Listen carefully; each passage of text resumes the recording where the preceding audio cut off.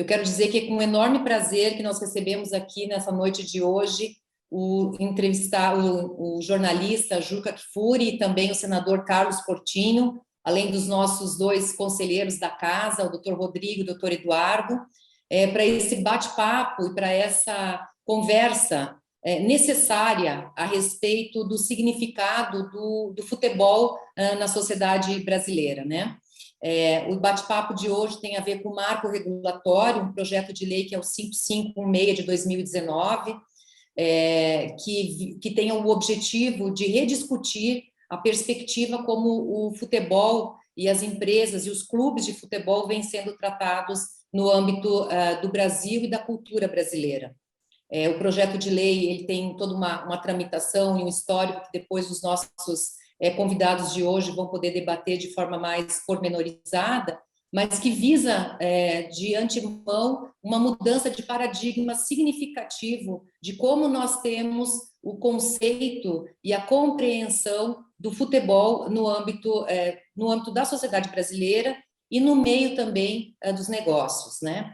Nós precisamos lembrar que o futebol ele faz parte, está introjetado na cultura de todos nós, brasileiros e brasileiras, é um ativo essencial da nossa cultura.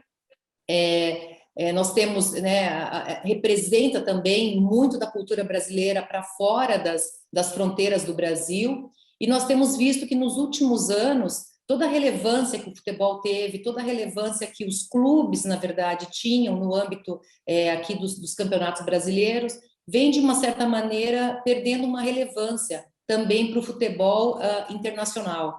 E isso se deve muito, né, à forma como nós temos tratado ou temos lidado com esse grande ativo que é o futebol brasileiro no âmbito de um mundo globalizado e de como o esporte também vem se transformando num negócio saudável, né? Nós precisamos lembrar que o futebol, pela característica do Brasil, ele tem um impacto social gigantesco em vida de famílias, né? Seja da formação dos jogadores, o grande sonho de muitos meninos aí das nossas periferias, né, de se tornarem jogadores de futebol e de, com isso, terem uma possibilidade de mudança de vida, quer dizer, o futebol representa isso no imaginário social, mas o futebol também congrega todo ao seu redor uma miríade de negócios, ou enfim, de um comércio que pode ser extremamente saudável e que pode reverter de uma maneira de empreendedorismo para dentro da sociedade brasileira, de crescimento, de desenvolvimento, de riqueza para o país. E a gente tem visto, de uma certa maneira, que nos últimos anos os clubes vêm sofrendo muito em não conseguir desenvolver esse papel ou de poder desenvolver todo esse potencial que o futebol por si só possibilita, né? Então, esse marco regulatório, o PL 5516 de 2019, que teve lá no seu anteprojeto o senador Rodrigo Pacheco, que nós tivemos também o nosso conselheiro Rodrigo Monteiro de Castro como um dos redatores e que contribuiu muito para esse trabalho, e que agora nós temos na pessoa do senador Carlos Portinho, a quem eu aproveito para agradecer a presença aqui, a relatoria, e que busca, então, a mudança dessa perspectiva que até hoje nós temos do futebol. Então, eu queria, depois de fazer essa abertura, registrar inicialmente meus agradecimentos ao senador Carlos Portinho pela presença, dizer que é uma honra, senador, a ASP, a Associação dos Advogados, recebê-lo, o senhor que também é um advogado, então esteja em casa. E importante esse debate, e agradecer demais o seu tempo e a sua agenda para isso. E agradecer também o jornalista, conhecido de todos nós, doutor Juca, né? Juca Kfouri, doutor. Serviço da linguagem, Juca. O Juca Kfouri, enfim, agradecer demais, Juca, a sua agenda, o seu tempo, a possibilidade de ter você nesse debate, que com certeza será de uma riqueza, e ter esse contraponto e ouvir alguém que tem essa bagagem também ao longo de tantos anos junto no futebol e que pensa o Brasil também de uma maneira crítica e propositiva nesse debate aqui de hoje.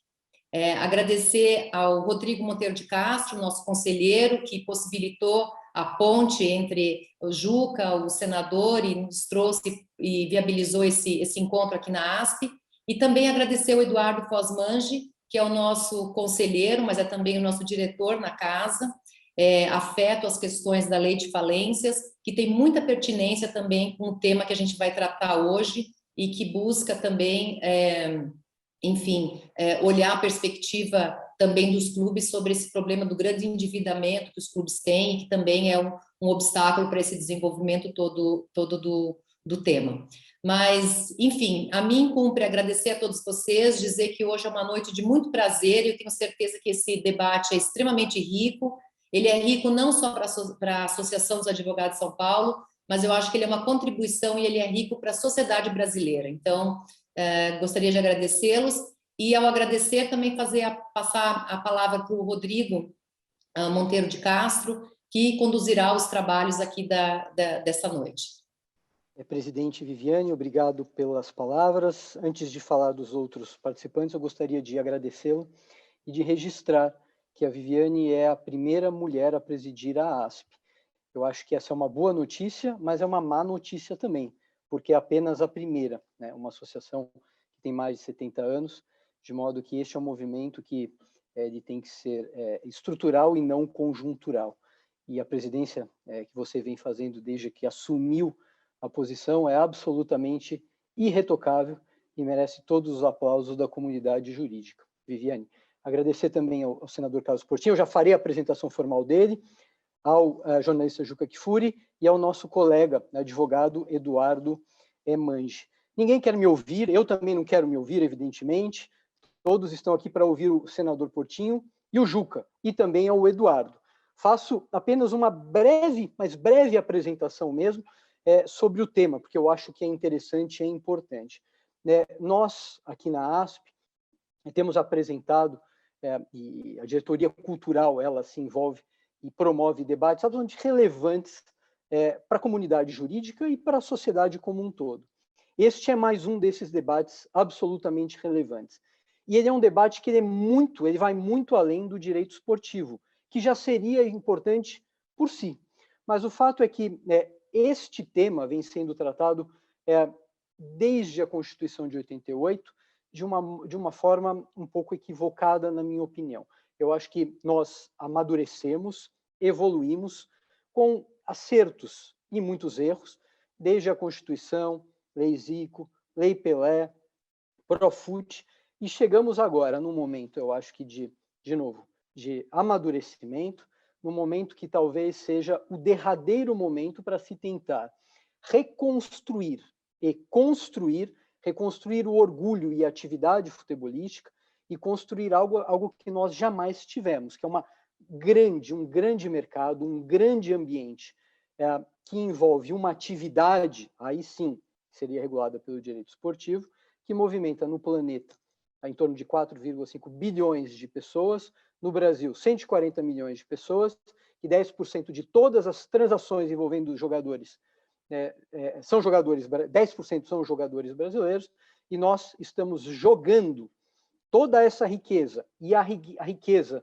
clubística dos clubes, a importância dos clubes da seleção, na lata do lixo. Aliás, na lata do lixo não, porque sobretudo os europeus, os asiáticos e os sul-americanos vêm aqui entender o que a gente poderia ter feito e se tornaram relevantes. Este debate, então, ele é fundamental por isto, porque a gente fala de uma atividade que tem importância futebolística ou esportiva, mas tem importância educacional, e mais do que isso, social, e muito mais do que isso, econômica. O projeto que a gente debate, o projeto de lei 5.516 de 2019, de autoria do atual presidente do Senado, Rodrigo Pacheco, ele tem este direcionamento. Ele, quando se debruçou sobre o tema em 2019, quis entender a magnitude do futebol, todas as suas relevâncias, suas nuances e as suas possibilidades, e este projeto reflete, como diz o senador Portinho, um desejo de tirar a discussão das páginas esportivas dos jornais e levar sobretudo para as páginas econômicas. E o senador Rodrigo Pacheco nomeou como relator o senador Portinho. O senador Portinho, ele é, portanto, senador pelo estado do Rio de Janeiro, advogado especializado, e eu aqui faria só um pequeno acréscimo, né, senador, diria especializadíssimo em direito esportivo. Essa é uma novidade, eu acho que dentro deste debate, uma pessoa que conhece o tema, sob a perspectiva clubística e esportiva, e também econômica, formado pelo Rio de Janeiro, portanto, um advogado. O senador foi vice-presidente jurídico do Flamengo em 2002 e atuou na defesa de outros clubes, como o Palmeiras, o Santos, o Cruzeiro, o Atlético Mineiro, o São Paulo e o Fluminense. Lembrando aqui que temos 3 São Paulinos, a Viviane, o Eduardo e eu também, um corintiano que perde por 3-1 e um flamenguista que perde também por 3-1. Portinho, você só empata esse merece. Juca, ele só não foi maior do que o irmão dele, o Raí, mas essa é uma conversa para um bar, tá bom? A gente conversa depois. Portanto, o senador Rodrigo Pacheco nomeou o relator Portinho.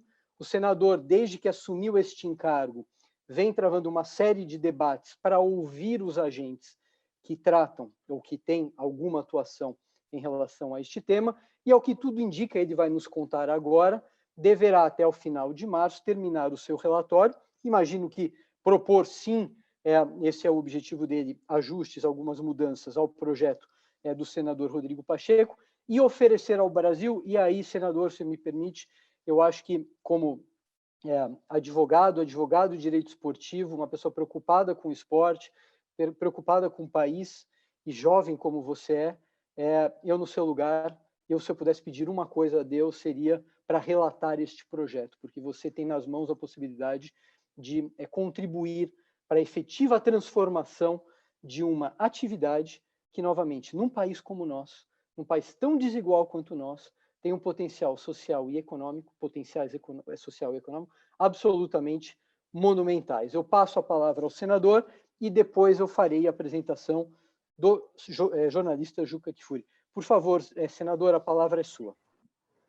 Muito obrigado, Rodrigo, Viviane, Eduardo, Juca e todos aqueles que acompanham esse debate. Estamos aí com 131 pessoas, se eu não estou enganado, que é chamada Casa Cheia, para um tema que é muito importante, como você disse, Rodrigo, não só para a nossa sociedade que vive o futebol, isso é verdadeiro, mas para os negócios do nosso país, para as riquezas do nosso país, algo que ficou durante algum tempo relegado, mas o futebol ele alcançou, ao contrário de outras modalidades, um modelo de negócio próprio e, infelizmente, a legislação ela não acompanhou, ao contrário do que aconteceu em outras partes do mundo, e por isso, talvez, como disse a Viviane, o Brasil ele vem perdendo campo, audiência, né, e prestígio no futebol mundial, talvez por conta disso. Queria inicialmente elogiar, porque o fiz ao Mansur e não tive oportunidade antes, elogiar você, Rodrigo, porque quando eu cheguei no Senado, e aí entrando um pouco na história dos projetos, que você conhece bem, primeiro que eu entrei na política para ser ministro dos esportes, porque eu sempre vi as leis sendo feitas em gabinete, e eu, como advogado especializado, Juca, eu nunca fui consultado. Vi a Lei Zico, vi a Lei Pelé, vi as alterações da Lei Pelé, e eu tive essa experiência, comecei dentro de um clube do Flamengo, como vice-presidente jurídico, muito novo, advoguei para outros vários no Brasil, grandes e pequenos também, mas eu também advoguei para atletas. Me especializei em dopagem, vocês devem se lembrar, fui o advogado do caso Dodô, do caso Jobson, que foram leading case aqui no nosso país, e fui sócio do Dr. Teotônio Sherman de Brito, no Rio de Janeiro, que, na minha opinião, um dos maiores advogados de credores de clube, ou seja, advogados de atleta. Embora eu até tenha conhecimento da Justiça do Trabalho, advoguei um pouco lá, mas eu acompanhei muito o trabalho do Dr. Teotônio e toda a disputa que houve durante décadas com relação ao passivo dos clubes, especialmente ao passivo trabalhista. Então, o elogio que eu faço a você, Rodrigo, é que pelo seu projeto a gente consegue enxergar o projeto nosso senador Rodrigo Pacheco, presidente do Senado, mas que teve a sua contribuição, como do Mansur, quem eu elogio, mas a gente começa a enxergar o futebol como negócio. E eu digo isso porque quando eu assumi o Senado, o senador Rodrigo Pacheco me delegou a relatoria com a concordância do antigo relator, que era o senador Marcos Rogério, a quem eu agradeço publicamente sempre, porque não fui ministro, mas como senador tenho a oportunidade, né, Juca, também de ajudar a contribuir nas transformações do esporte, que é uma matéria que eu me especializei. E eu, ao chegar, eu vi o projeto que veio da Câmara dos Deputados, né, que originalmente era um projeto de sociedade anônima do futebol. Você talvez, Rodrigo, depois pode explicar, se não idêntico, é muito semelhante ao projeto de iniciativa do Senado, do senador Rodrigo Pacheco, e na Câmara dos Deputados esse projeto foi deformado por um substitutivo do deputado Pedro Paulo. E eu tive, lógico, acho que todo o esforço que é dedicado a um projeto é válido, eu fui ler os dois projetos, então, de iniciativa do Senado e o substitutivo que veio da Câmara, o deputado Pedro Paulo, para entender aonde que eles dialogavam entre si, aonde que eles divergiam. E eu confesso, Rodrigo, sem menor... Assim, preciso fazer a crítica porque ela é real. O projeto que veio da Câmara dos Deputados é um projeto que buscou resolver dívida de clube. O projeto que foi apresentado pelo senador Rodrigo Pacheco é um projeto que dá alternativa de mercado e busca resolver também o passivo dos clubes. Acho que, com relação ao passivo, os dois projetos, embora entendo que o projeto do Rodrigo Pacheco, inclusive, é um projeto simples, é um projeto objetivo, que traz esse mecanismo de mercado, né? O projeto que veio da Câmara dos Deputados é um projeto muito complexo. Eu, como advogado, tive que ler e reler 200 vezes e voltar nas páginas, nos artigos, para poder ter a melhor compreensão, e mesmo assim, confesso que ainda saí com muitas dúvidas e achei muito confuso, né? Achei, por isso, mais objetivo o projeto do senador Rodrigo Pacheco, mas a verdade é que, no tratamento das dívidas, ambos, na minha opinião, incorrem num erro ao tentar simplificar e ser sedutor ao investidor ao dizer que não há sucessão com relação às dívidas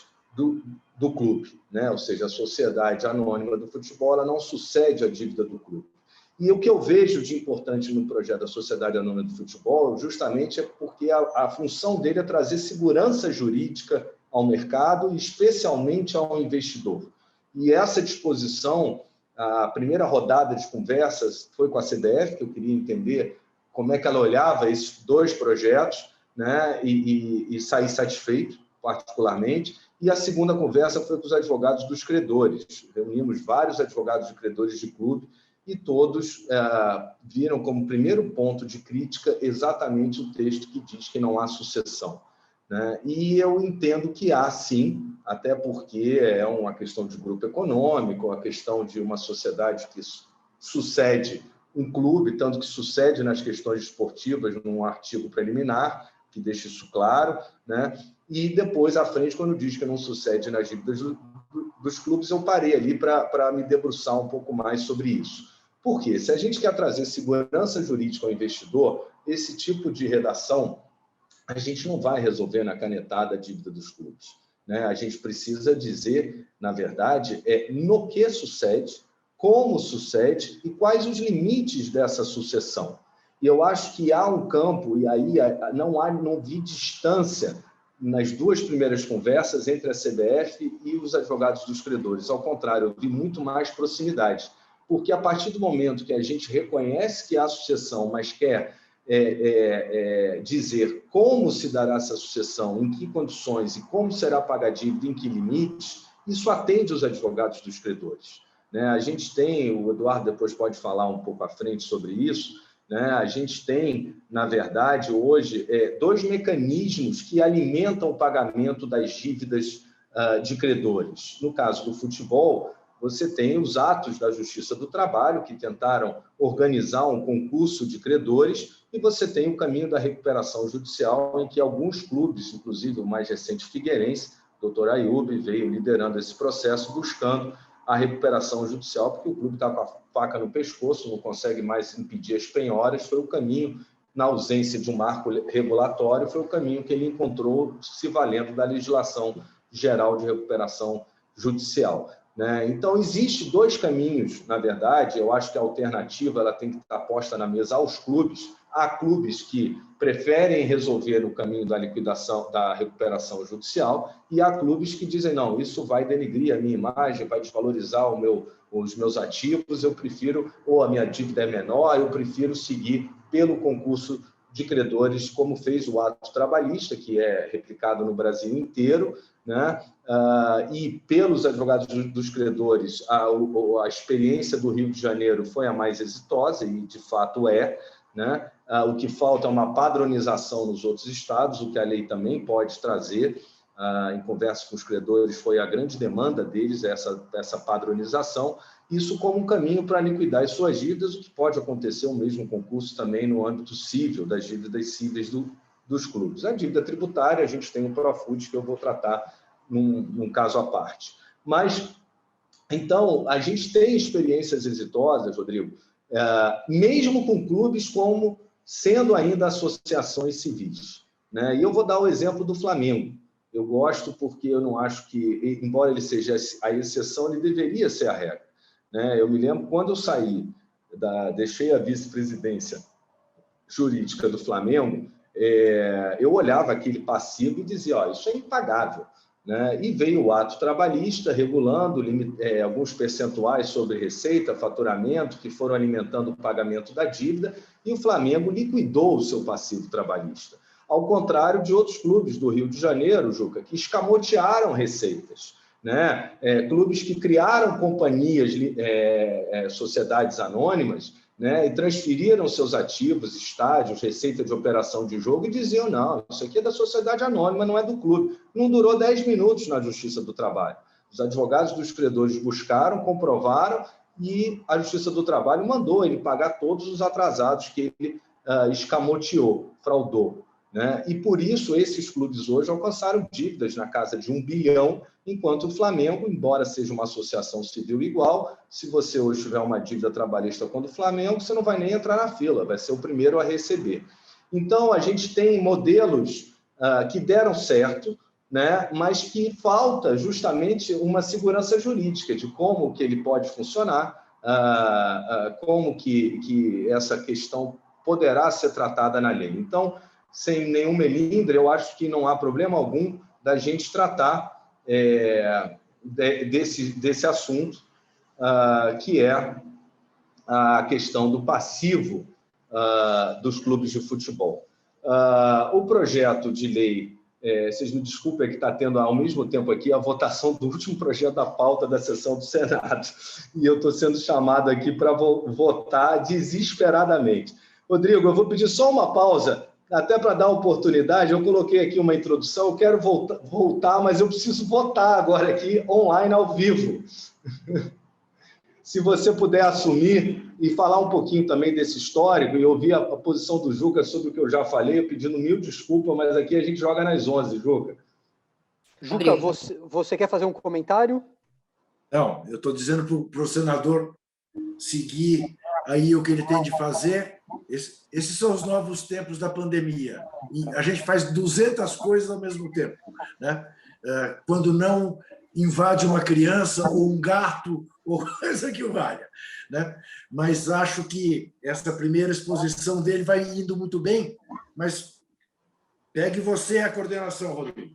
Então, eu vou fazer uma breve explicação aqui, Juca, porque ele mencionou o projeto 5.082 e a origem, né, de todo este debate, que aconteceu em 2015, depois de 2016, com um projeto que foi apresentado pelo deputado Otávio Leite, que à época era presidente do PSDB no Rio de Janeiro, que se encantou pela ideia também e apresentou o projeto que depois deu origem ao substitutivo apresentado pelo deputado Pedro Paulo, que subiu para o Senado.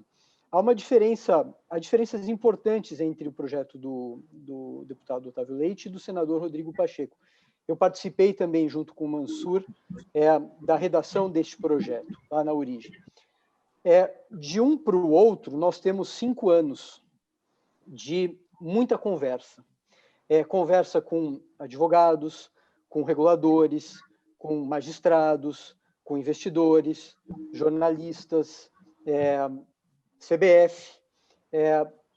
E dessas conversas, algumas questões que estavam previstas no 5.082, que eram extremamente contemporâneas, elas foram sendo deixadas de lado, justamente porque o propósito era, e depois de ouvir muita gente, e foi a preocupação do senador Rodrigo Pacheco, que quis entender tudo, desde a origem, desde a Constituição, o que tinha acontecido, Lei Pelé, antes, Lei Zico, Lei Pelé, Profut, projeto deputado Otávio Leite, projeto que se falava do deputado Pedro Paulo, para criar ou para propor um modelo que pudesse, a partir de um núcleo central, que era a Sociedade Anônima do Futebol, um tipo de sociedade, um subtipo de sociedade que se acopla à lei, ou à sociedade anônima tradicional, que já tem mais de 40 anos de experiência, de técnica, de jurisprudência e de doutrina, alguns elementos fundantes e fundamentais para a criação deste ambiente. Né?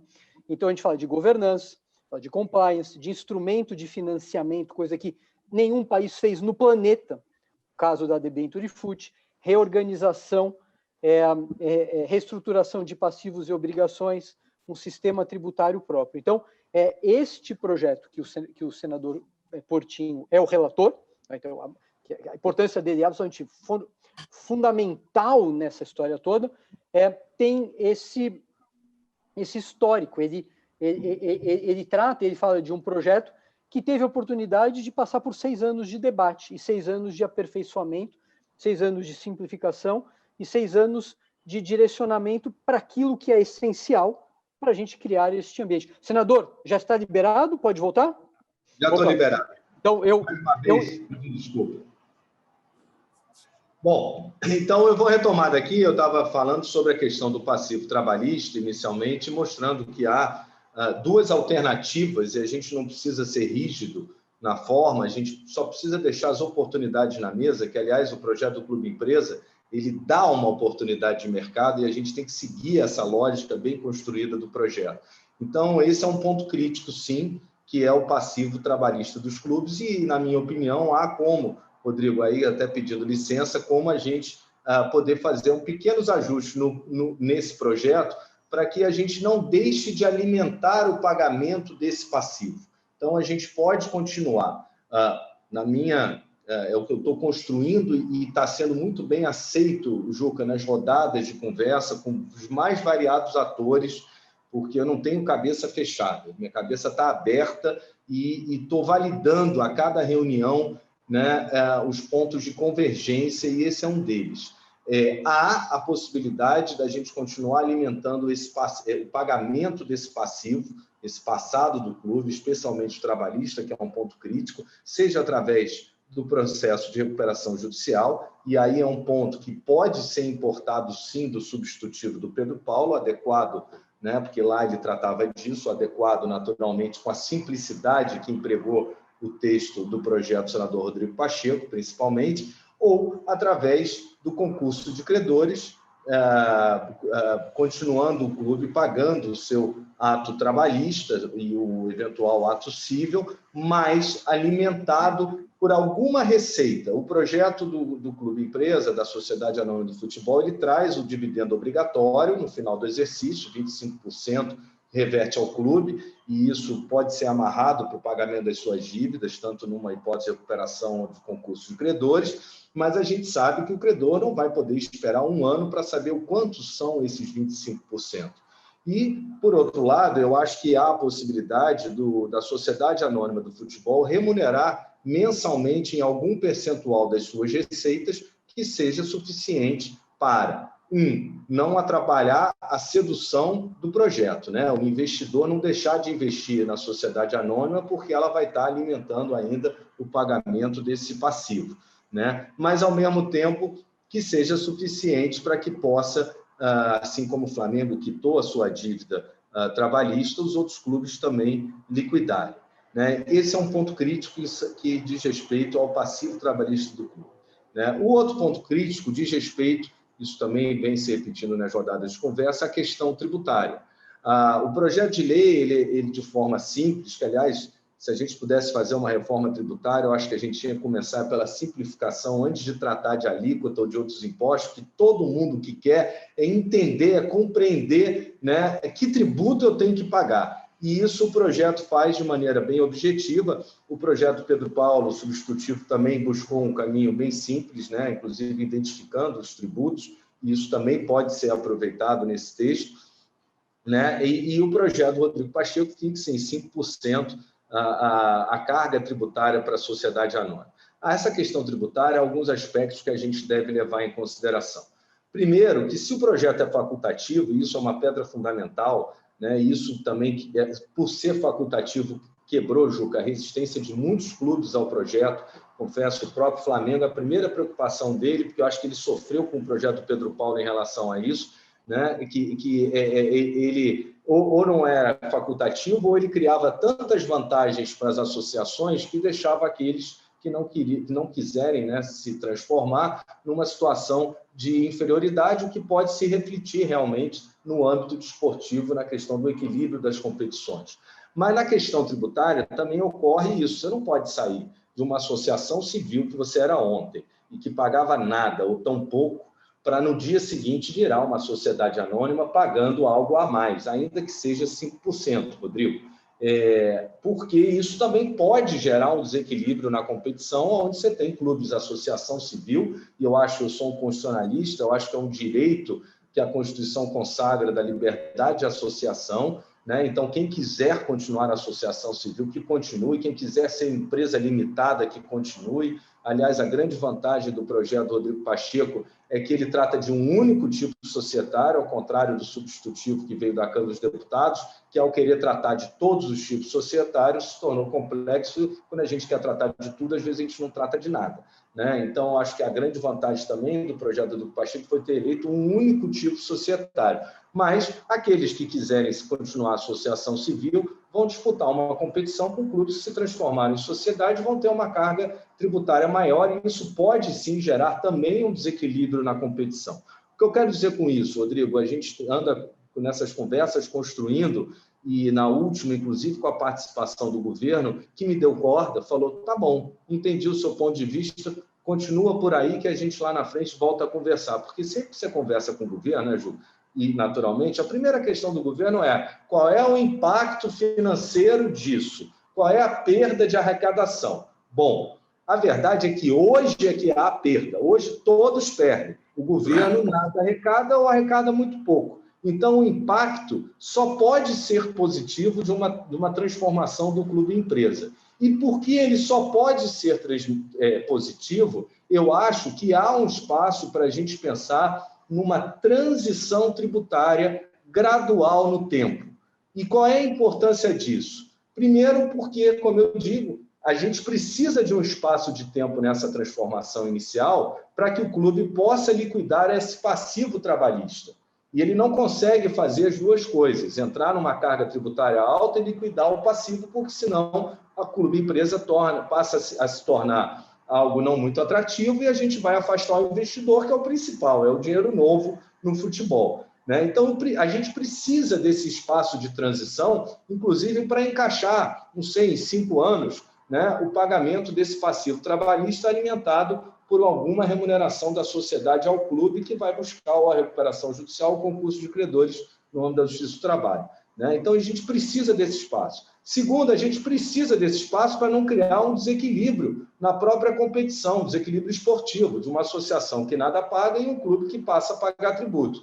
Então, se a gente conseguir 5 e gradualmente for subindo a alíquota e chegar a uma alíquota ideal em 10 anos, não há perda, só há ganho. Porque em 10 anos, se ficar hoje como está, o governo vai arrecadar muito menos, né? Então, o próprio governo entendeu essa lógica e achou interessante, me deu corda. Vai construindo isso.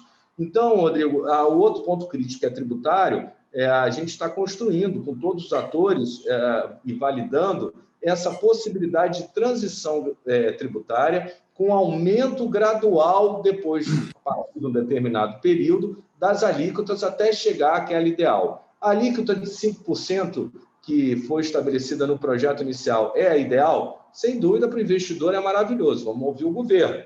né?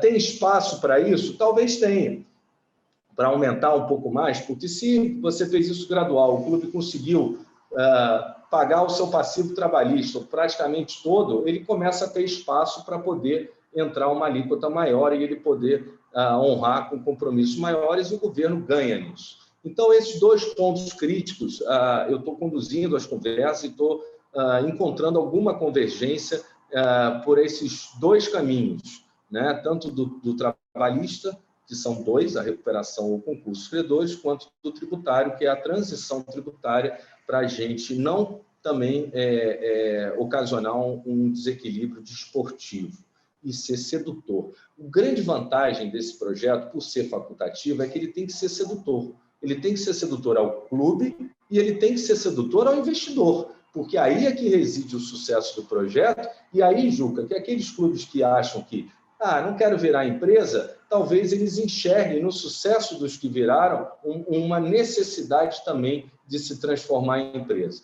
O Rodrigo muito bem colocou, a Sociedade Anônima de Futebol, ela traz mecanismos de mercado próprios de uma sociedade anônima, além da debênture do futebol, que é um mecanismo novo de captação de recursos. E aí, uma conversa com a CBF, o Feldman, estava até junto com o presidente do Cruzeiro, com o Sérgio Santos Rodrigues, ele perguntou para mim, mas, Portinho, você acha que alguém vai comprar uma debênture do futebol? E eu respondi, Feldman, eu comprei um tijolinho do Flamengo, eu não tenho nem retorno nisso.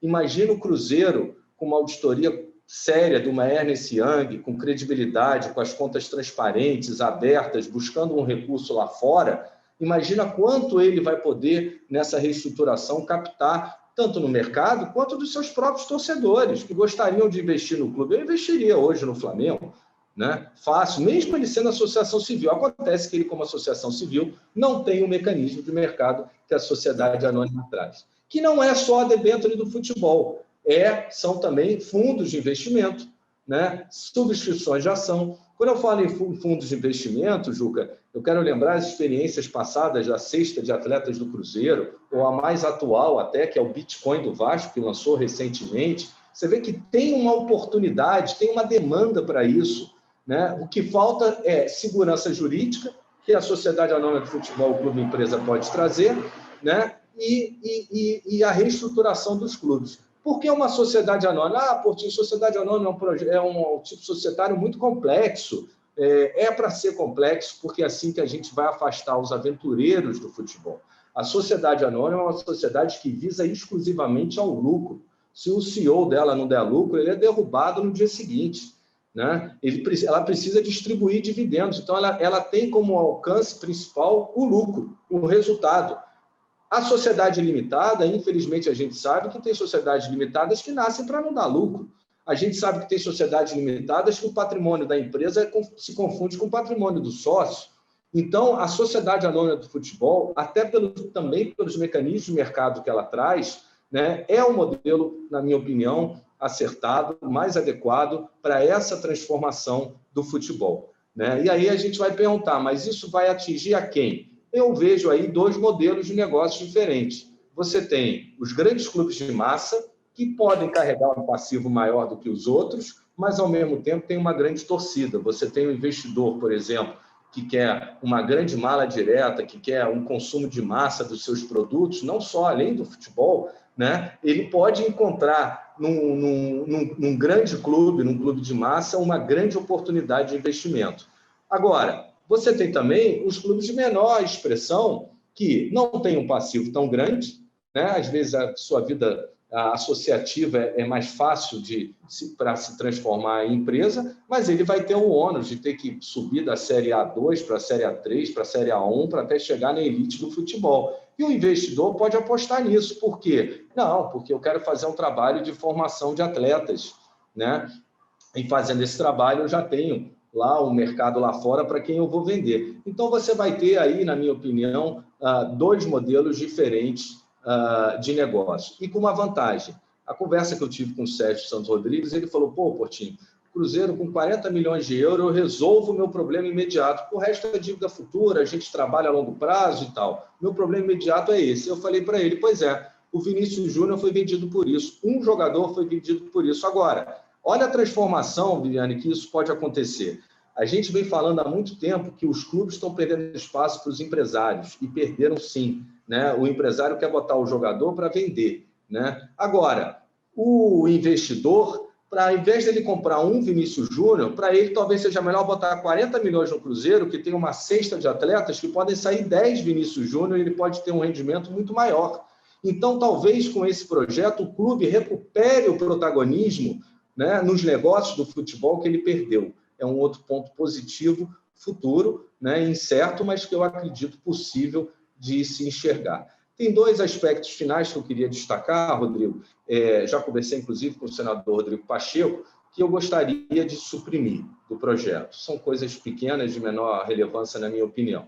A primeira delas é que tem um artigo que diz sobre a possibilidade das entidades se transformarem em sociedades anônimas do futebol. Eu não vejo demanda nem por parte das associações, nem da própria confederação para isso. Eu acho que toda vez que a gente abre o espectro, a gente está trazendo outras repercussões jurídicas, outros atores, resistências e consequências jurídicas diversas, o que muitas vezes torna mais complexo o projeto. Eu não vejo essa demanda, mas nada impede que a Sociedade Anônima do Futebol dê certo e amanhã, se isso for uma demanda das associações, a gente poder moldar uma lei para isso. A mesma coisa eu posso dizer com relação a outras modalidades, Juca. O projeto tem um artigo que diz que outras modalidades podem se transformar, podem ir junto com a Sociedade Anônima do Futebol. Poxa, se a Sociedade Anônima é do futebol, outras modalidades, eu acho que subverte a lógica inicial. E acho que, de novo, a gente atrai outras repercussões jurídicas, até porque o futebol alcançou um modelo de negócios próprio. O vôlei tem um outro modelo de negócio. Talvez ele, continuando com o clube, possa ter até um protagonismo dentro do esporte nacional maior, porque vai aperfeiçoar o seu modelo de negócio. Agora, deu certo a Sociedade Anônima do Futebol, vamos criar uma Sociedade Anônima Desportiva? Maravilha, vamos criar, porque a gente já viu que deu certo. A gente trazer esses outros atores, essas repercussões jurídicas, eu acho que o melhor seria focar no futebol, que tem um modelo de negócio próprio, já bem mais maduro do que outras modalidades. Inclusive, quando eu digo que a gente pode, nessa discussão, limitar no que vai suceder, quando o clube se transforma numa sociedade de futebol anônimo, né, e leva para o seu objeto essa atividade e não leva a outras modalidades, é possível sustentar que o passivo referente a essas outras modalidades, a nova sociedade não possa assumir. É uma forma de limitação também dessa sucessão, que em conversa, inclusive, com advogados de credores, eles entenderam bem razoável. Afinal, os ativos do ginásio de vôlei não estão vindo, os contratos de patrocínio do vôlei não estão vindo, né, necessariamente, porque a gente está tratando somente de futebol. E assim a gente consegue, talvez, dividir e entender melhor o perfil dessa dívida do clube, deixando para o clube social aquela atividade que lhe restou, né, e que ele honre com esse passivo, e quanto ao passivo do futebol, alimentado pela sociedade, através de uma recuperação judicial ou de concurso de credor, e a gente também possa dar essa resposta aos credores e o pagamento das suas dívidas. Obrigado, em resumo, acho que é isso e fico à disposição. Senador, eu confesso que eu adorei ouvi-lo, né? Eu acho que o que você fala e que você falou demonstra um profundo conhecimento do assunto, o que é importante, e mais ainda, uma profunda preocupação com essa questão. Você está e tocou nos pontos fundamentais, na minha opinião, né, deste modelo. Eu vou, se você me autorizar, passar para o Juca, depois a gente ouve o Eduardo, e aí a gente traz um debate, né, questões importantes que foram suscitadas, merecem, eu acho que alguns comentários, até temos aqui pessoas perguntando no chat, mas para a gente poder aproveitar o Juca e fazer um debate geral. Pode ser? A gente vai assim. Mas, de novo, eu adorei ouvi-lo, de verdade. Antes de passar para o Juca, senador, eu queria corrigir aqui um equívoco. Eu esqueci de mencionar que você também foi secretário municipal de habitação, secretário estadual de meio ambiente e subsecretário municipal de habitação, presumo que na cidade do Rio de Janeiro, sua cidade de origem. Vamos agora ouvir o Juca. O Juca é sociólogo, formado pela USP, É. jornalista desde 1970, com passagens pela Editora Abril e Rede Globo de televisão, dentre outras. Escreve para a Folha de São Paulo e para o UOL, e é colunista da Rádio CBN, e tem um programa de entrevistas na TVT, que é a TV dos Trabalhadores. Se você me permitir, Juca, eu queria fazer um pequeno acréscimo aqui. Eu já disse isso publicamente em outro evento que tivemos. Eu acho que o Juca além disso tudo, e apesar de ser corintiano, um dos jornalistas mais importantes da história deste país. E mais ainda, eu acho que o Juca é um dos brasileiros, um dos cidadãos mais importantes da história moderna deste país. E eu já disse isso para você algumas vezes, Juca. O Juca, ele não é um jornalista esportivo. O Juca não é apenas um jornalista. O Juca é uma pessoa que usa o jornalismo, ou tem o jornalismo como instrumento, e o jornalismo esportivo como instrumento, para transformar o país, para transformar a sociedade, para tentar criar uma sociedade mais justa, mais igual. Usa o jornalismo esportivo para defender premissas básicas, democráticas, republicanas, né? O esporte é um instrumento, não é um fim, na minha opinião, utilizado, de novo, por um dos brasileiros mais importantes, na minha opinião, da história moderna do futebol. E aqui, como eu estou comandando o Juca, você está proibido de me desautorizar na minha afirmação, tá bom?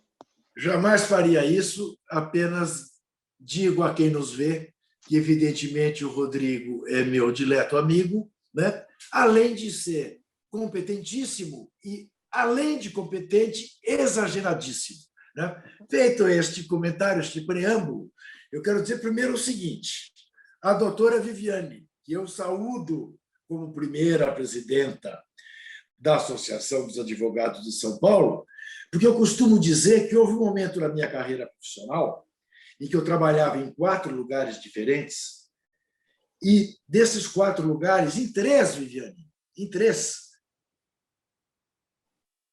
quem mandava eram mulheres. 3 diretoras de redação da Folha, Eleonora de Lucena, diretora de jornalismo da Rádio CBN, Marisa Tavares, e diretora de jornalismo do UOL, a Marion Frank.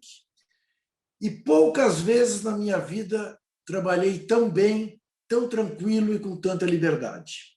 Portanto, eu sou francamente a favor do mundo dirigido pelas mulheres. Isso posto, eu quero dizer ao senador Portinho o seguinte: ele tinha 12 anos de idade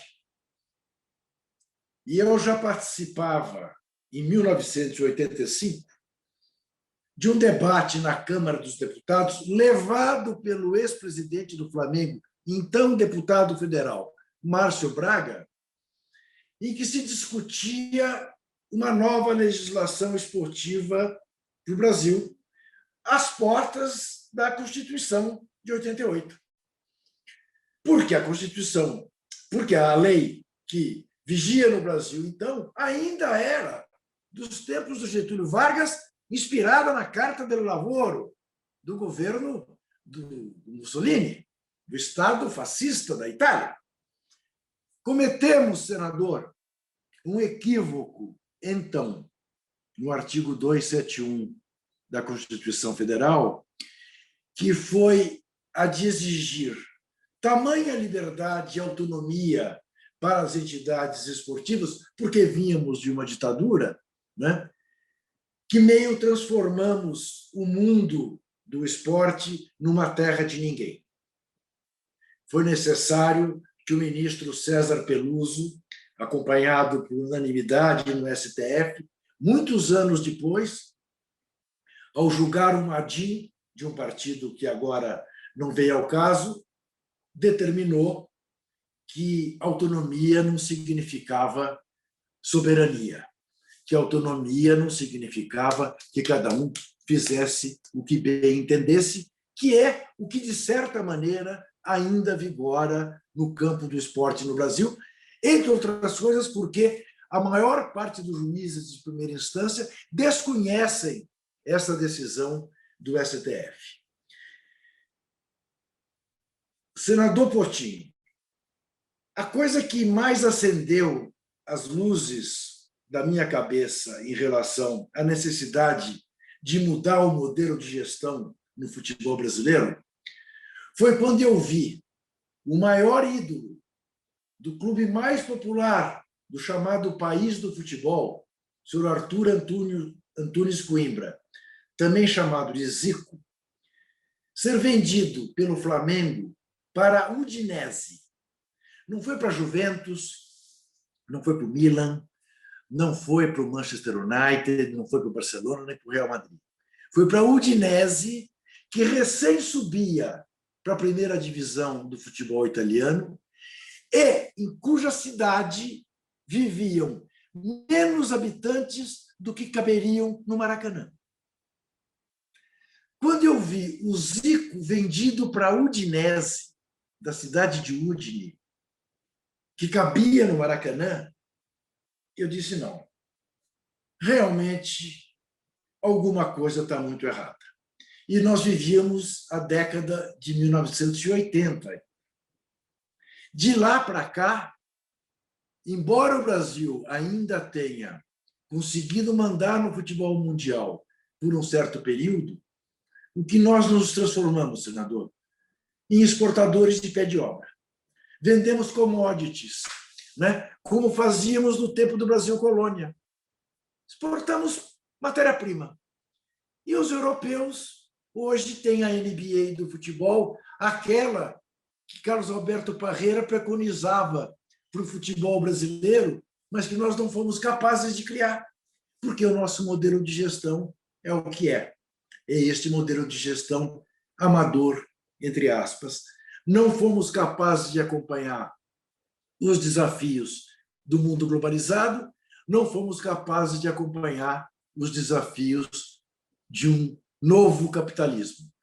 Para quem tem a biografia que eu tenho, senador, eu causo, às vezes, espécie em pessoas que me ouvem quando eu digo que o futebol brasileiro precisa de um choque de capitalismo. Eu repito a plataforma de Mário Covas, quando foi candidato à presidência da República. O futebol brasileiro precisa de um choque de capitalismo. Eu não sou adepto do futebol raiz. Eu acho divertido o ódio eterno ao futebol moderno, mas apenas divertido. Não acho que o caminho seja por aí, em hipótese alguma. E me encanta, sem entrar em detalhes que você conhece melhor do que eu, o projeto do senador Rodrigo Pacheco, não é? Com a coautoria do nosso Rodrigo, porque eu vejo que é o único caminho para o futebol brasileiro se ombrear daqui a alguns anos ao que acontece no futebol europeu. Eu bem sei que tanto o Real Madrid quanto o Barcelona não adotaram o modelo da SAF, né? E, aliás, lembro, em referência à questão de trazer outros esportes, em Portugal não é nem SAF, né? É SAD, né? É Sociedade Anônima Desportiva, não apenas futebolística. Mas acho razoável ponderar a ponderação que você fez. Como acho razoável, diria até secundário, a questão das entidades esportivas. Eu acho que a CBF tinha que se limitar a cuidar da seleção brasileira e está de bom tamanho para ela, né? Os clubes tinham que cuidar de si mesmos e da sua liga, né? Como no mundo civilizado do futebol. Lembrando sempre isso. Se há uma área de atividade em que o Brasil é de primeiro mundo, além da agropecuária, a gente sabe, e além da música, a gente também sabe, é o futebol. Essa é uma área que o brasileiro diz, não me venha ensinar nada, porque somos doutores nisso. Somos doutores. Esse complexo de vira-latas nós matamos. Com o pentacampeonato, com o Flamengo campeão em 81, com o Santos campeão em 62, 63, enfim, e com o último campeão mundial brasileiro, se me permitam citar, o glorioso Esporte Clube Corinthians Paulista. Bom, me pergunto, senador Portinho, quando você faz referência à possibilidade dos clubes se manterem como sociedades associativas e assim mesmo recorrerem à recuperação judicial, se isto não tem uma contradição com uma coisa que eu cresci ouvindo, que é a seguinte: não, nós precisamos nos manter como clubes associativos, porque clube associativo não vai à falência. Ora, se eu peço recuperação judicial, implicitamente eu estou aceitando a hipótese de ir à falência. E aí, lhe digo o seguinte, senador, eu gosto muito de poder conversar com quem eu não preciso explicar, como um dia precisei explicar para o presidente Fernando Henrique Cardoso, que Birubiru não era uma jogada, que Birubiru era um jogador. E ele achava que Birubiru era como uma bicicleta. Mas Birubiru não é uma jogada. Não, presidente, não é uma. Ao mesmo tempo em que não era necessário explicar para o ex-presidente Lula que Birubiru era jogador, até porque era ídolo dele, mas era necessário explicar para ele que não tinha graça quando ele dizia, como me disse diversas vezes: Juquinha, você acha que eu vou deixar o Flamengo quebrar? Você acha que eu vou... Ué, se tiver de quebrar, que quebre. Se tiver de quebrar, que quebre. Agora, evidentemente que pensar em o Flamengo quebrar é preciso ser muito incompetente para quebrar o Flamengo. Muito incompetente. Mas eu tenho essa dúvida. Como é que se mantém como tal, busca uma recuperação judicial, mas está livre da possibilidade de falência? Eu gostaria muito de te ouvir a esse respeito. E, de resto, dizer o seguinte, que, em regra, senador, a complexidade das legislações esportivas desses últimos anos todos, né, ela se deve muito mais às regulamentações da legislação, que sempre procuraram impedir que aquilo que houvesse de saneador nas legislações passasse a vigorar. Então, eu não tenho dúvida nenhuma em dizer, mas nenhuma dúvida em dizer, que os dois maiores avanços da legislação esportiva no Brasil, ambos se deram no governo de Fernando Henrique, o Estatuto do Torcedor e a chamada Lei da Moralização do Esporte, mas que foram ambas as leis. A primeira delas, o Estatuto do Torcedor, a única aprovada por unanimidade em todos os 8 anos de FHC, por acordo de liderança de todos os partidos. Foram, com o passar do tempo, paulatinamente, minha filha detesta que eu use essa expressão, e ela tem razão, mas eu sempre esbarro e não acho uma melhor. Foram sendo estupradas com o tempo para permitir este reino da impunidade, que é o reino, em regra, da cartolagem do futebol brasileiro. Portanto, e termino por aqui, para ouvi-lo mais, porque eu acho que hoje quem precisa ser ouvido é você, dizer que, mais uma vez, aos 71 anos de idade, portanto, eu tinha 35 em 85, né? 36 anos depois, de novo, eu olho ansioso, excitado, com a possibilidade de que, pelo menos, as minhas netas vejam um futebol brasileiro próximo daquele futebol que eu sonhei. E qual é o futebol brasileiro que eu sonhei? É o futebol brasileiro que eu cresci vendo, e que tinha espetáculo dentro de campo e os nossos melhores jogadores ficavam aqui. Né? Era o futebol do Garrincha, do Pelé, né? Do Gerson, enfim, era o futebol dos nossos ídolos permanecendo no Brasil. E acho que a gente tem todas as condições de fazer isso, desde que a gente mude o modelo de gestão e pare de fazer legislações que dão e não exigem nada em troca. Que isto acabou sendo o Profut, até por incompreensão do ministro Levi. Imagine você, de um ministro liberal. Ele não entendeu isso que você explicou com tanta clareza. Que ou o governo entende que esta é a maneira dele ser ressarcido, ou ele não será jamais ressarcido. E o Levi não foi capaz de entender isso, né? E impediu o que tinha de essencial no Profut. Obrigado. Rodrigo, eu sei que o Eduardo está doido para falar da recuperação, mas deixa eu só levantar a bolinha rápida para você passar para ele. Vai lá, claro. Vai lá. Pois é, Juca, primeiro você falou do Zico e eu pensei no Honda. Você perguntou como é que o Zico foi vendido, eu pensei como é que o Honda foi comprado.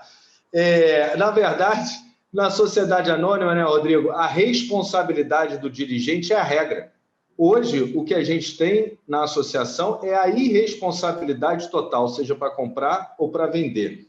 Com relação à recuperação judicial, eu queria só fazer uma pontuação, e a gente tem um exemplo aqui do mais recente do Figueirense, e ele ilustra bem o que eu queria te dizer, Juca.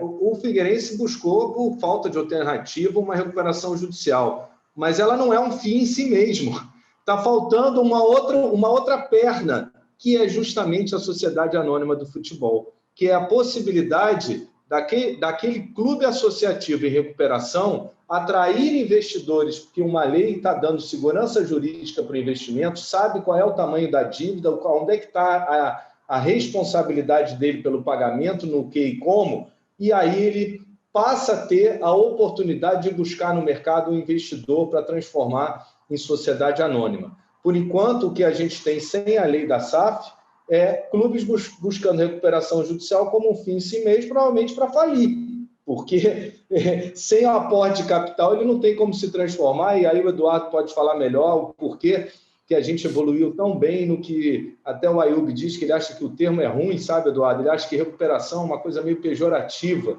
né? Ele fala em renascimento e em outros termos assim.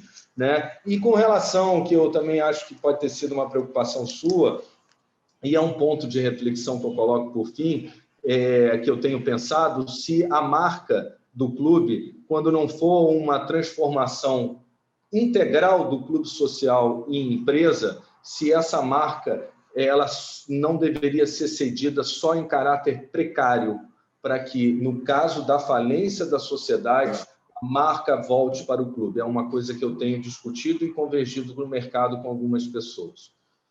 Obrigado, Rodrigo.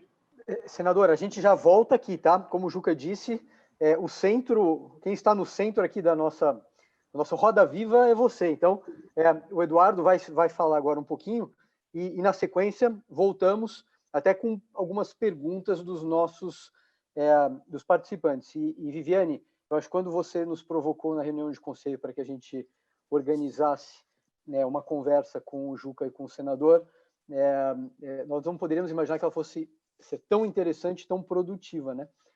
Ou poderíamos, na verdade. Senador, antes de passar para o Eduardo, uma preocupação aqui com esse último comentário.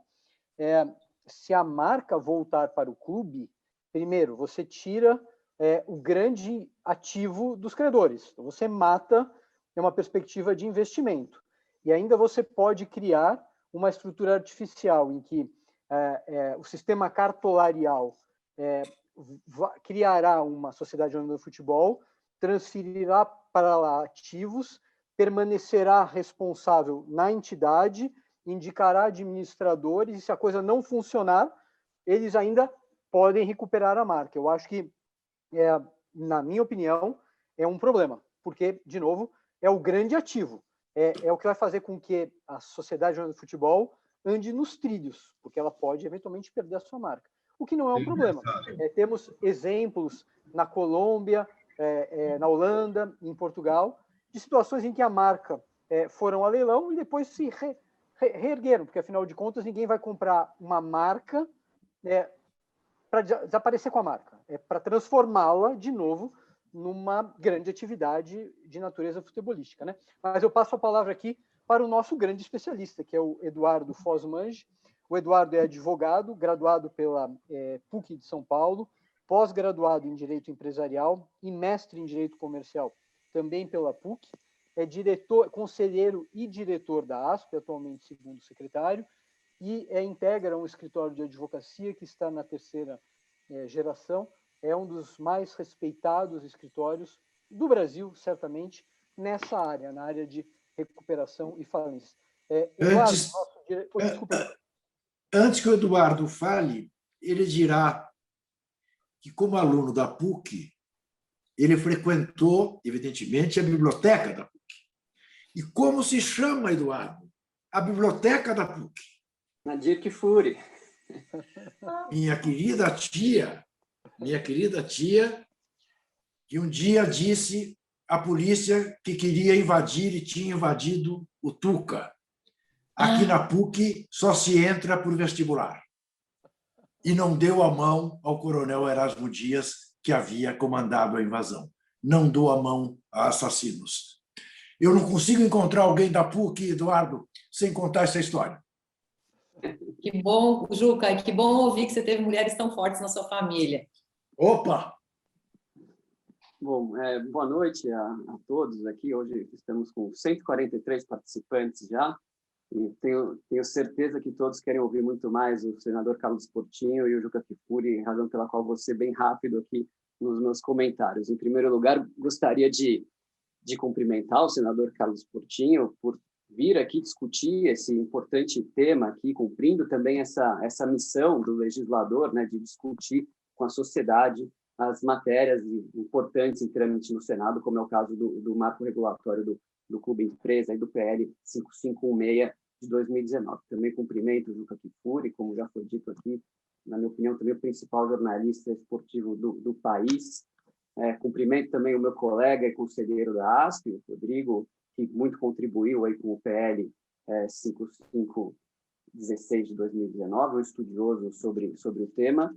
E, finalmente, cumprimento também a nossa presidente, Viviane Girardi, que, aliás, tem feito uma excelente gestão à frente da ASP.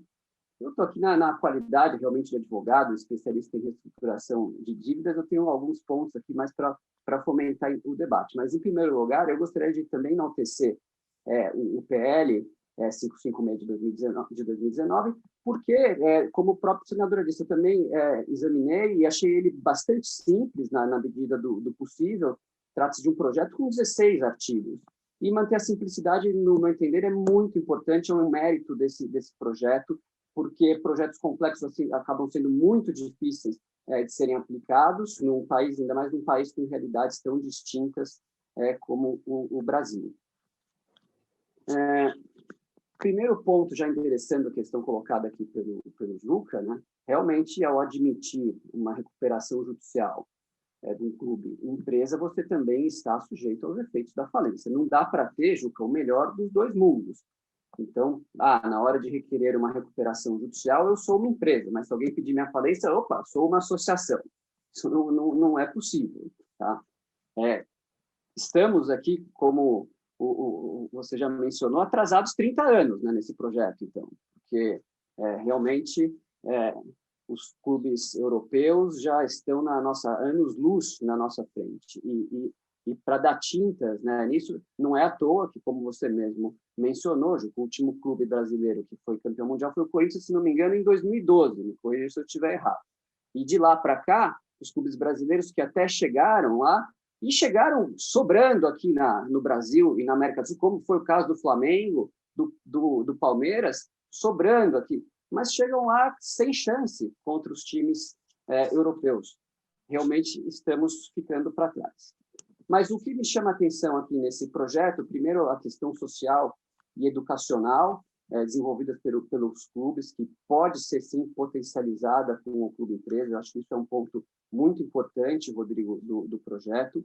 E também o ponto mencionado pelo senador Portinho, que é o artigo 2º, inciso 2º, artigo 2º, parágrafo 2º, inciso 4º, que é a transferência do patrimônio da sociedade para o clube empresa. E essa transferência independe do consentimento de credores. Então, Rodrigo, também gostaria de explorar também esse ponto com você. Claro que a sociedade a sociedade do futebol não responderia pelas dívidas do clube, mas os clubes poderiam ficar então sem patrimônio. Então isso, como o próprio senador já mencionou, talvez precise ali de uma disciplina um pouco mais regrada de como se dará essa transferência de patrimônio, até para evitar a alegação de fraude a credores. Claro que está dizendo aqui que não, realmente não responde pelas dívidas, mas para evitar isso, né? Você transfere o patrimônio e o clube fica sem patrimônio nenhum, mas fica com as dívidas, né? Importante também o artigo 2º, parágrafo 3º, inciso 4º, que aí sim fala na autorização expressa para recuperação judicial, e esse também é um ponto importantíssimo, porque contribui para a segurança jurídica mesmo, né? É importante que haja uma regra clara, né, sobre a possibilidade da Sociedade Anônima do Futebol utilizar a recuperação judicial como um instrumento para a reestruturação das suas dívidas. O Figueirense, recentemente, entrou com uma ação de tutela cautelar antecedente preparatória para o ajuizamento de uma recuperação judicial. O objetivo era suspender a exigibilidade dos débitos, né, especialmente trabalhistas e quirografários. Isso, em primeiro grau, acabou sendo indeferido, houve um recurso para o Tribunal de Santa Catarina, e o Tribunal de Santa Catarina garantiu, sim, o processamento dessa medida. Mas realmente causa insegurança, porque o Figueirense conseguiu, pode ser que outro clube tente e não consiga.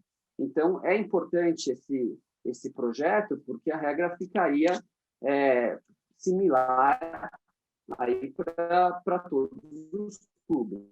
Então, isso acho que é algo bastante positivo. O projeto traz segurança jurídica que nós não temos hoje. Como é que a gente teria segurança hoje? Teria que se esperar anos até subir essa questão para os tribunais superiores, até que os tribunais superiores pacifiquem a questão, pode ou não pode. Então, demoraria muito tempo. Com esse projeto, a questão fica resolvida imediatamente, né?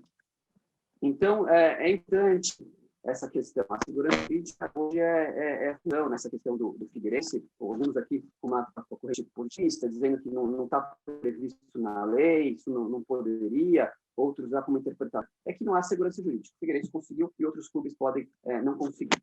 É importante também a questão do refute, Rodrigo. Eu achei interessante.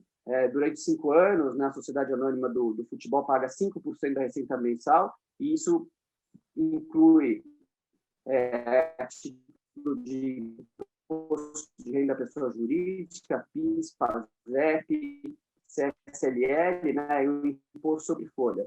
Claro que, como senador do governo, em consenso, para que a gente consiga chegar ali no denominador comum com o governo, e isso é um ponto também que torna atrativo o projeto também, né? Então, o que é importante também para que os clubes também tenham interesse em aderir a esse projeto. E aí, finalmente, aqui só para finalizar minha primeira intervenção, na questão da marca, né? Eu também acho, como o Rodrigo mencionou, a marca, numa falência, o clube quebrar, pode acontecer. Se ele pode recuperação judicial, como eu disse, pode quebrar. Se quebrar, a marca vai a leilão. E uma marca forte vai ser fatalmente arrematada, vai ser disputada em um leilão, e quem comprar a marca, muito provavelmente, vai continuar desenvolvendo atividade, muito provavelmente futebolística, com essa forte marca. Então, eu também não veria um problema em ter essa marca presa, né? Em deixar a marca presa ao clube, acho que também não seria o ideal. Mas, enfim, eram essas as rápidas ponderações que eu gostaria de fazer aqui. Devolvo a palavra ao Rodrigo para que nós possamos aqui escutar o Juca e o senador Carlos Portinho. Então, ainda antes do Rodrigo, eu quero lembrar, o senador Portinho fez referência, bela referência, não ao Honda, mas ao Vinícius Júnior. Esse menino hoje fez 2 gols nas quartas de final da Liga dos Campeões para o Real Madrid, uma belíssima vitória contra o Liverpool.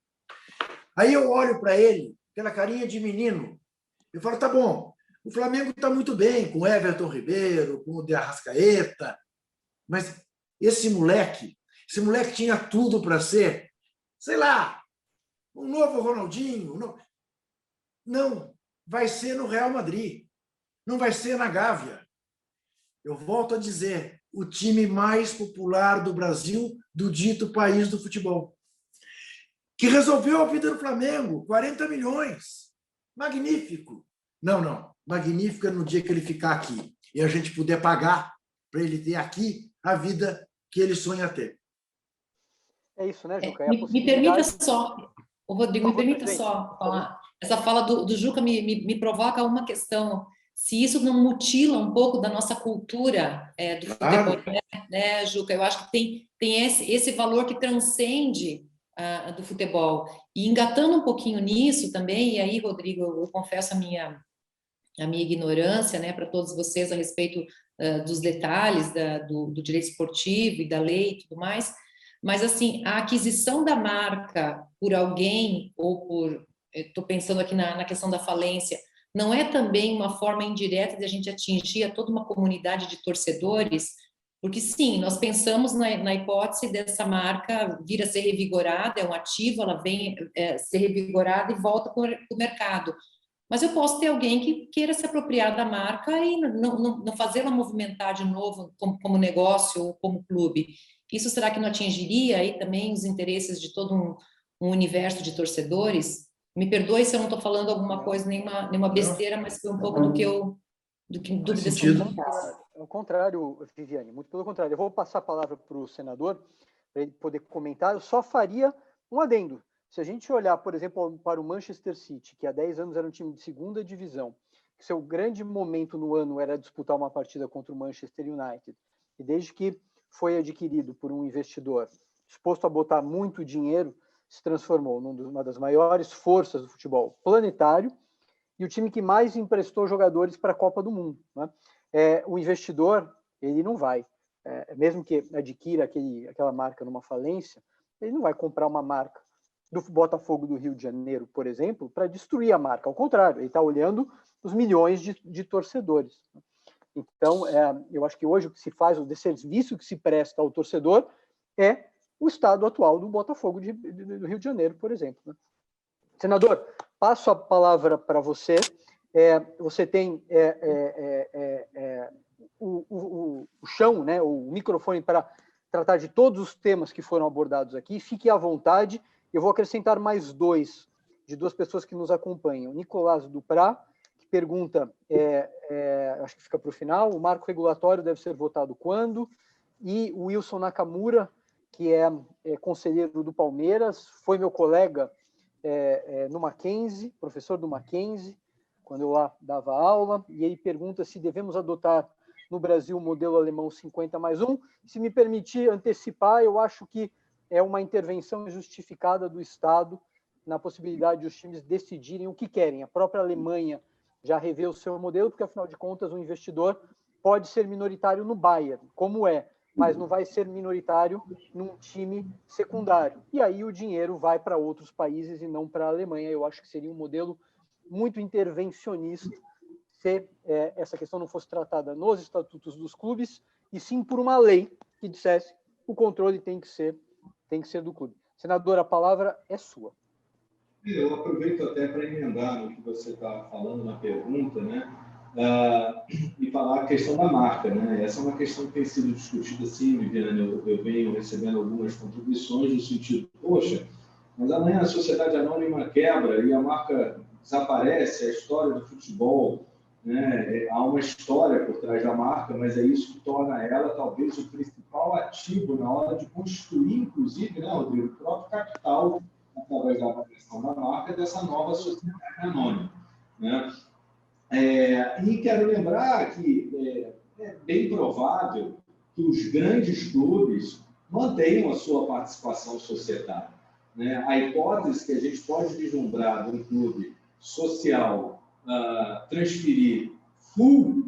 se transferir full para uma sociedade anônima, receber lá o dinheiro e sair de cena e só o investidor ficar, talvez ela esteja mais próxima dos clubes de menor expressão, de menor investimento.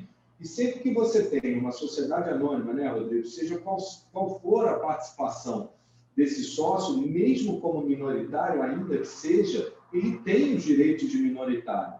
Então, eu vi aqui também passando, Rodrigo, alguém comentou com toda a razão o que fizeram com o Figueirense, né? Talvez exatamente por não ser um modelo de sociedade anônima, por ser um modelo de uma sociedade limitada, né? Em que o clube não tinha participação nas decisões. Mesmo, ainda que ele seja minoritário na sociedade anônima de futebol, com toda a regulação da CVM, que tem sobre as sociedades anônimas e tudo mais, ele tem, hoje, os seus direitos como minoritários. Então, acho que os atos de má gestão, como a gente viu, e é por isso que eu enalteço, eu acho que a gente tem que ter um único tipo societário e o mais complexo, que é a sociedade anônima.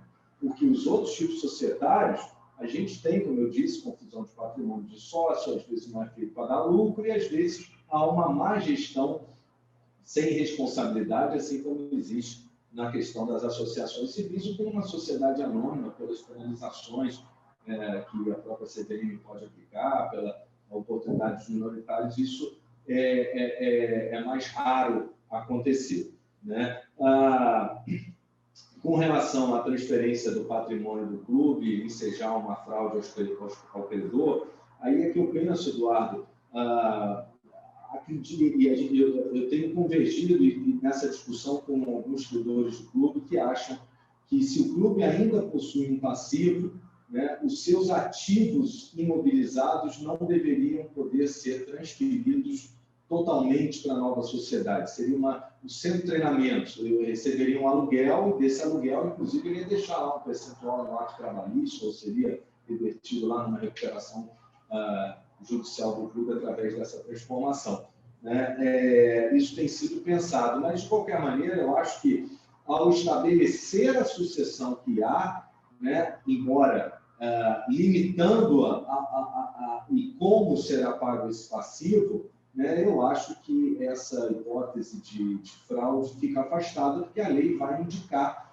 né, quais são os limites dessa sucessão para fins de pagamento dos seus credores, como me parece a gente tem construído bem aqui com os advogados dos credores, principalmente porque, Juca, eles sabem, é o que eu falei, o que há de pior hoje é o cenário que existe. Mas esses caras são responsáveis, gastam sem ter dinheiro, compram, vendem. Sim, isso é hoje, é a realidade. Então, os próprios credores do clube entenderam que é melhor a transformação desde que esteja previsto lá como vai ser alimentado o pagamento desse passivo. Porque uma sociedade onde a regra é a responsabilidade dos dirigentes, como é na sociedade anônima, o quadro muda, né? A expectativa de receber, se for definido, vai ser os dividendos, vai ter uma remuneração mensal, 5%, 10% das receitas, o que não inviabilize a sedução, naturalmente, do investidor, né? O próprio credor vai saber que aqueles atos fraudulentos de escamotear a receita, né, por ser uma sociedade anônima, ter governança, transparência, controle, e prestar as contas, naturalmente, das suas finanças, esse escamoteamento de receita, essas fraudes, ficam para a associação civil, como era no passado, não para o modelo que a gente está trabalhando e propondo, né? Com relação ao processo de aprovação do marco regulatório do Clube Empresa, que foi outra pergunta, Rodrigo, o senador Rodrigo Pacheco, quando ele me deu a missão, ele falou: Portinho, em março a gente volta. Só que eu confesso que aí, Juca, eu fiz igual no marco legal das startups, a metodologia que eu tenho de trabalho. Eu gosto de ouvir os atores do setor, né?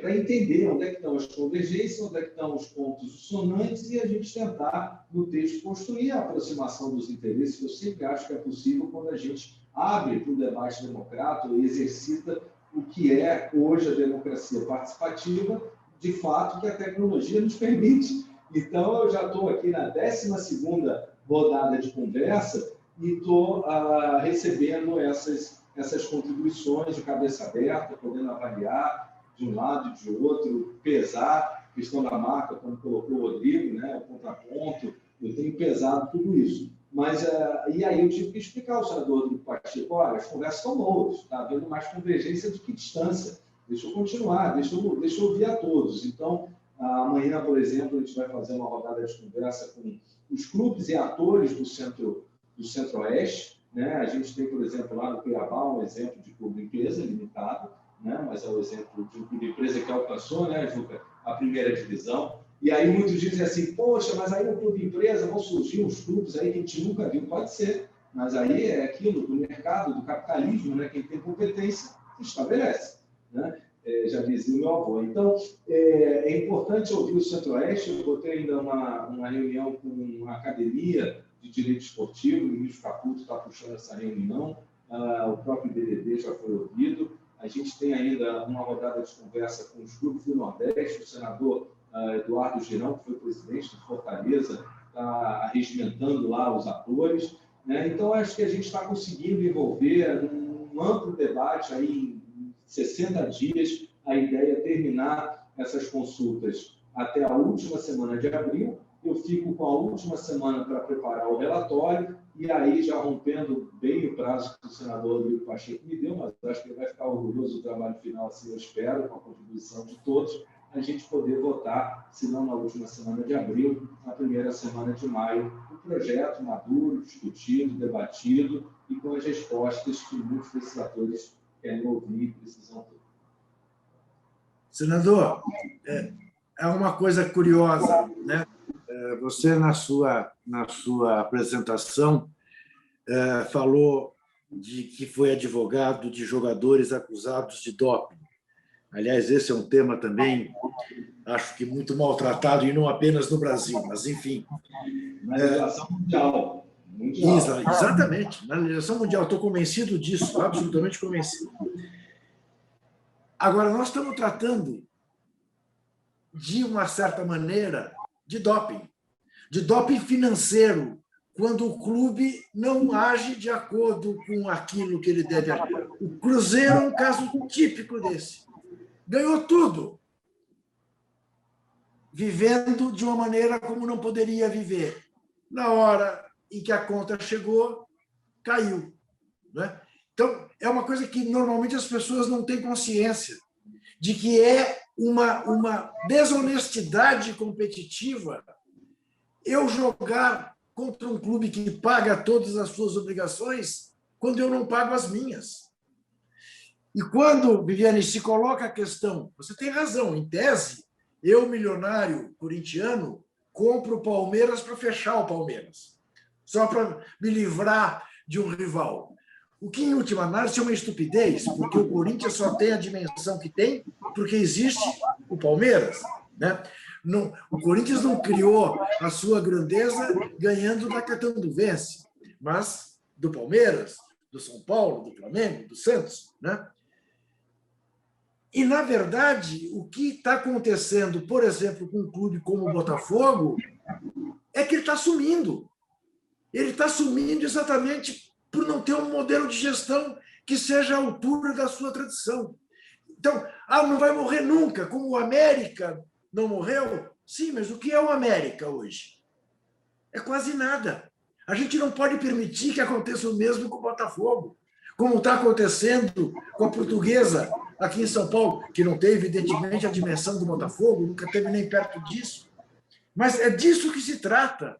Nós estamos defendendo o que há de mais arraigado na cultura brasileira, que são essas entidades. O modelo ficou ultrapassado da associação civil, porque lá atrás, né, Juca, tem, como toda associação civil sem finalidade lucrativa, tem uma contrapartida social. Antigamente, a gente valorizava muito essa contrapartida. Claro. O foi vendido por uma caixa de banana, comparado ao que ele jogava, né, comparado ao mercado que se transformou hoje em dia, né? Então, assim, o mundo mudou, o modelo de negócio do futebol evoluiu, a associação civil não cabe. Aliás, pode até caber para aqueles que quiserem continuar, mas vai vir as eleições, se esse modelo der certo, algum candidato à presidência vai ganhar com o modelo, com a proposta de virar o clube empresa também, se isso der certo. Isso é bom. O clube empresa, ele é uma oportunidade. Ele não é a solução de todos os problemas. Ele não é a varinha mágica do futebol brasileiro. Claro. Em Salvador da Pátria, em varinha mágica. Ele é uma alternativa que não há. O mercado quer, mas ele não encontra na legislação segurança jurídica. Então, a gente precisa criar esse ambiente jurídico para criar um ambiente de negócio que está maduro, o modelo, e que existem investidores, mas só não vem Porque hoje o cara vai investir no clube no papel de pão, né, Ju? O cara vai botar lá na gaveta o papel de pão, na hora que o cara for embora, vai falar, porra, me dá aí um pedaço do jogador, um pedaço daquilo, fica tudo no fio do bigode, do amigo do presidente, do prefeito da cidade. É isso que a gente tem, entendeu? É clube de empresários, de prefeito da cidade e de mecenas. Chega, esse modelo não pode.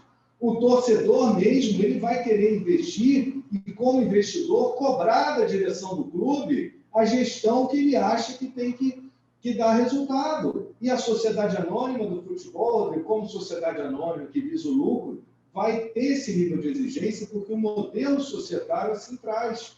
Então, foi muito inteligente a proposta nesse sentido de eleger um único tipo societário. A gente não ia dar conta de todas as instituições jurídicas. Amanhã, o Red Bull não quer continuar limitada. Direito dele. Né? A liberdade é associação, mas pode ser que ele chegue pela sociedade anônima, ele vai poder captar mais. Depende também do que o público quer aqui no Brasil. Né? Enfim, desculpa aí, não. Senador, suas palavras foram irretocáveis. Eu acho que se a gente pudesse aqui desmembrá-las e evoluir, se a gente tivesse mais tempo, a gente chegaria, me parece que a gente caminha para um modelo muitíssimo adequado. Né? O Brasil, Juca, talvez eu exagere, mas acho que não, o Brasil precisa disso, o Brasil pede isso há muito tempo. O futebol é muito grande. Né? A gente não pode fazer o que tem feito com uma atividade que tem os seus papéis. Esportivo, lógico, mas social e econômico também. Claro. Talvez seja a atividade mais propícia a uma integração de um país que está dividido. Né? É no futebol que todos reconhecem brasileiros, independentemente das suas ideologias. Né? Antes de passar a palavra para a nossa presidente, para encerrar os debates, de novo, ficaríamos aqui mais muito tempo, mas a gente tinha um compromisso com o senador e com o Juca, que falaríamos em 1h30. Eu transmito a bola para o Eduardo, para que faça suas considerações finais. Eduardo. Eu acho que o importante aqui, o que o Juca falou, os clubes brasileiros realmente precisam de um choque de capitalismo, né? E esse projeto também permite a profissionalização também do clube empresa, como o próprio senador mencionou, como a gente sabe, muitos clubes eram isso mesmo, os diretores estão lá, não tem outra atividade, ele é diretor do clube profissional, mas como é que ele ganha? Ele não tem um cargo remunerado. E todo mundo sabe, na hora que vende um jogador, aí divide aquela coisa lá, informal. Assim, não funciona mais esse modelo está ultrapassado e nós estamos ficando para trás, claramente. E isso não só na seleção, a gente vê os clubes. Então, não é à toa que aqui mesmo, os clubes que se organizam melhor, o Flamengo, não é à toa que ganhou tudo, o próprio senador mencionou, conseguiu se organizar de uma forma melhor e tal, e se estruturou de uma forma diferente, mais organizada.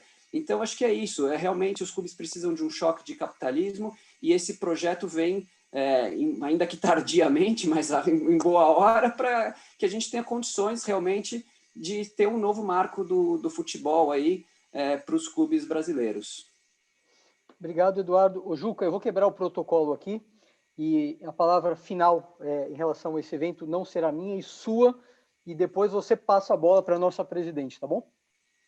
Ok. Eu só quero dizer o seguinte, Eduardo, eu costumo dizer, quando eu fazia palestras, ou seja, antes de março do ano passado, antes da pandemia, né, que as pessoas se acostumam com modelos antigos e acabam se ligando de maneira tão atávica a esses modelos que são incapazes de ver saídas diferentes. Então, o exemplo que eu gosto de dar é o seguinte: vocês devem ter ainda pegado esse tempo, eu peguei bastante.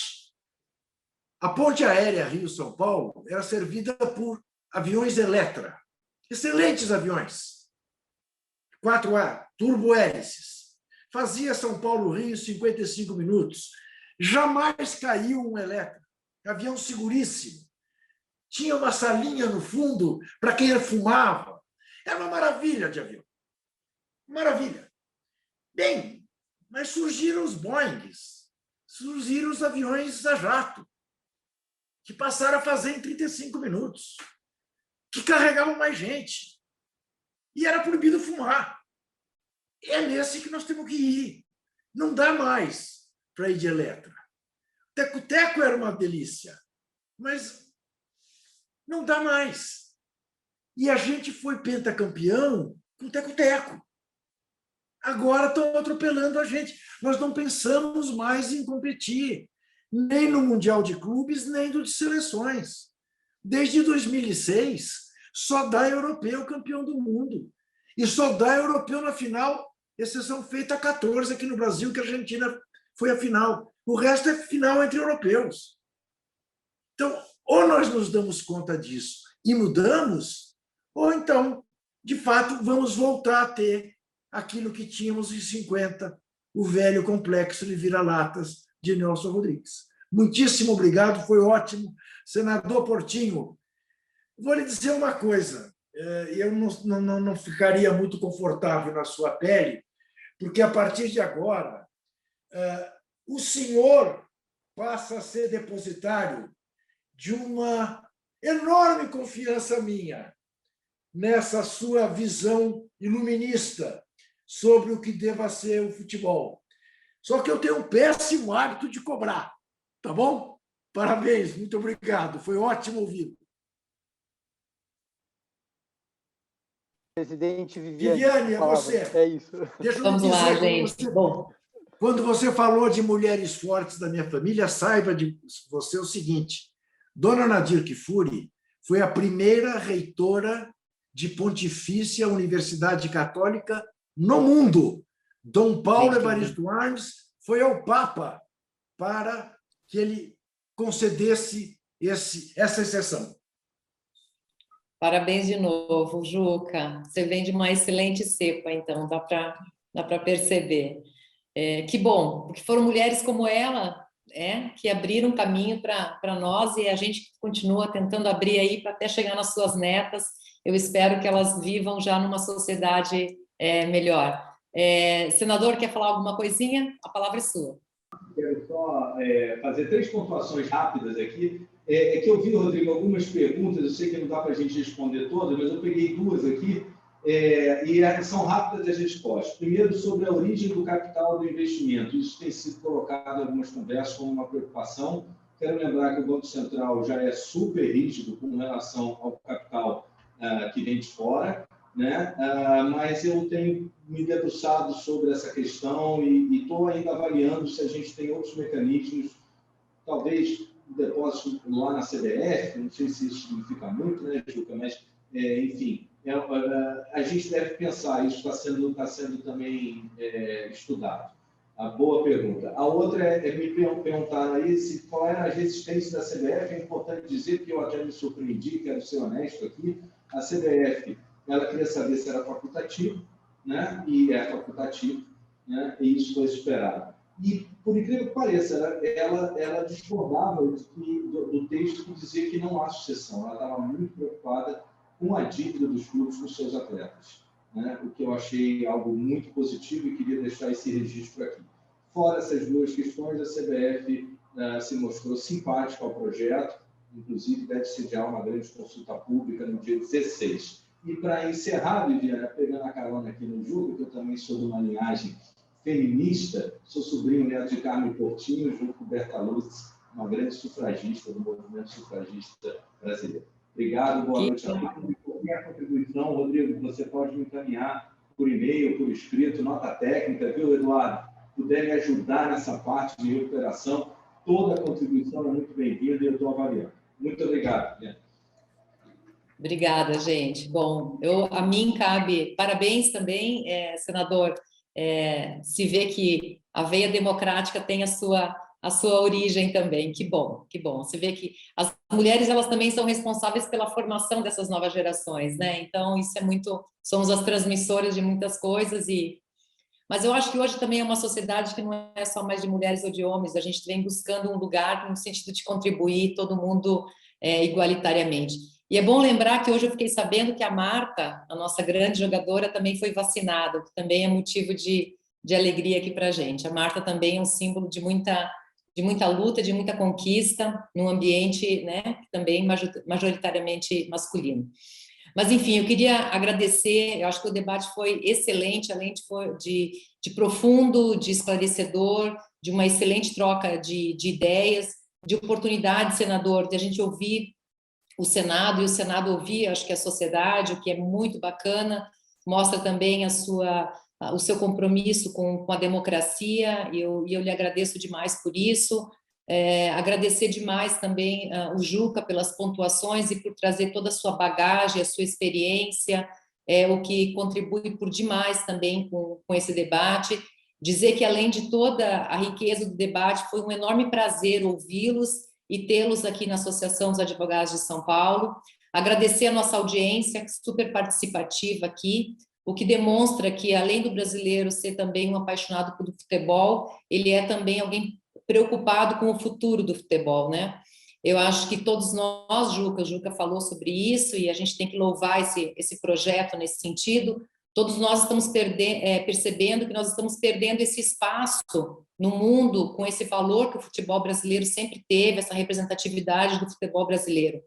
Então, Juca, usando um pouco das suas palavras, eu espero que o Brasil possa ter, com essa nova transformação, e eu acho que ela é fundamental, nós não podemos mais tratar o futebol como alguma coisa amadora ou ainda arraigado a uma visão que não cabe mais no mundo contemporâneo dos negócios e das atividades, né?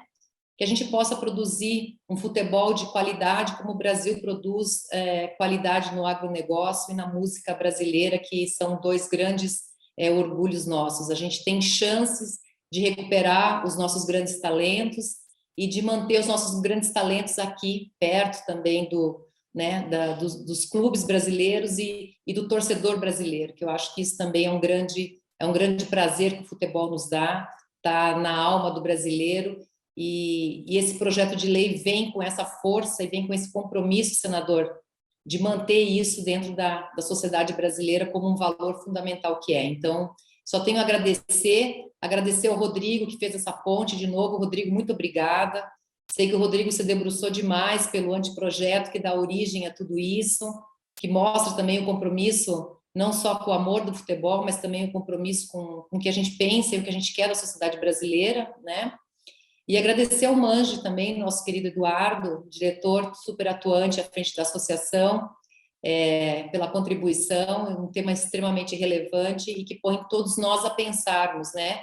Direito futebol, futebol regulamentado, futebol com compliance, ou seja, regras que vão passar esse jogo a limpo e que vão ter uma grande contribuição aí para a gente manter os campos ativos, né? Então, eu queria, em nome da associação, em nome da minha diretoria, agradecer por demais, dizer que a casa está aberta, senador, sempre que for preciso, não só como advogado, mas também como representante nosso no Legislativo, para o debate, é o que a gente se propõe a também fazer aqui na associação, e desejar um feliz e uma boa noite a todos vocês.